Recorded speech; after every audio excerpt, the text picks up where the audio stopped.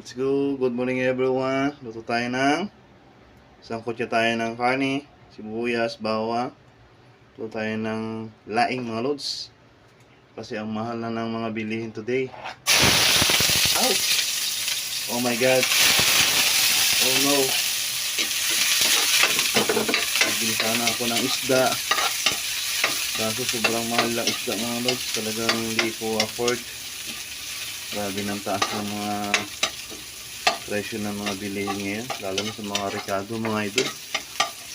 Kala ko habang nagkakaedad ako bababa yung mga bilihin, yung pala pataas din, sumasabay din mga lods.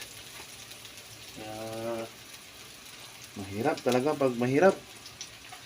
Ayun, kung ano meron na lang.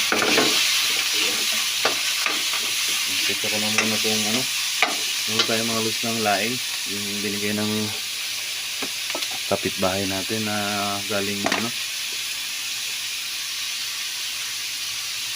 galing Bicol na laing. Ang ginawa ko rin sa laing, dinabad ko muna yung laing mga lods na dry na laing, dinabad ko muna. So ayan, natin mga lods, palambutin mo itong okay. So step by step tayo ba? So, mga lods, itong gata, sabayan natin yung danggit. Pakita mo. Daing. Ayan, okay. Lapit mo pa. Ayan. So, yung gagawin ko dyan mga idol, sasabay ko na sa palambot dyan. Sabay na natin. Ayan.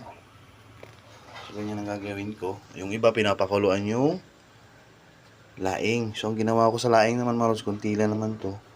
Hinugasan ko na lang. Kasi medyo marami naman yung gata na nabili ko. Yung karne na sinangkutya ko, isasabay na natin yan sa pakulo. Yan ang tinatawag na kanya-kanya ng mga paraan magluluto mga lods. Kaya yung paraan ko sa pagluluto ay talagang mandirigma yan mga lods. So let's go, abangan natin. Pagsamasamahin natin yan. Ayan. Ilagay na natin itong laing. Sabay na natin sa palambot. Ayan. Pitik-pitik pa. Okay, let's go. Ayusin pa natin. Sayang yan. Kunti lang naman ito pag naluto mga lods eh. Kaya mamaya natin lagay yung kakanggata. Medyo palambutin na muna natin. Kasi dry siya. Pag dry yung laing, eh malakas na gata din yan. So ayan, let's go. Ayusin natin. So ayan mga idol, lagyan na natin yung kakanggata para umangat na yung lasa niya. Ayan yung kakanggata oh. Wow, amazing. Let's go. Sa mga lahat po ng mga taga Bicol na kumakain po ng laing, shout out everyone. Good morning. Ayan po oh. Kakanggata. Amazing na to mga lods. Masarapan na to. Masiramon na. So ayan, lagyan natin tong sili. O yan. And then mekos natin kunti na. Mga ganun-ganun lang ang style yan. Sabi nila, ganyan-ganyan lang. Malakas talaga kumain mga lods ang dry na laing. Malakas kumain ng gata. Yan. I mean kumain, ibig sabihin nung sumipsip. Ano siya sa gata? Ano siya? Ayan, ganyan-ganyan lang. Mekos-mekos ko niyan. So yan mga lods. Napaparami na naman yung kain ni idol ito. Magandang good morning to. So ayan, takpan natin.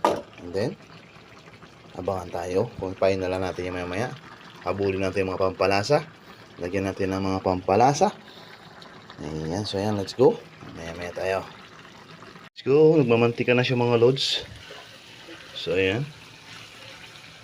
Nagmamantika na siya mga lods. So ano bang hinihintay natin? Let's go. Breakfast tayo mga lods. Laing. Ito po ang recipe ni Idol. For breakfast laing po. Ayan, oh. Yummy. Nagmamantika na siya. So, ayan. Let's go. Good morning, everyone. Mukbang na tayo. Okay, let's go.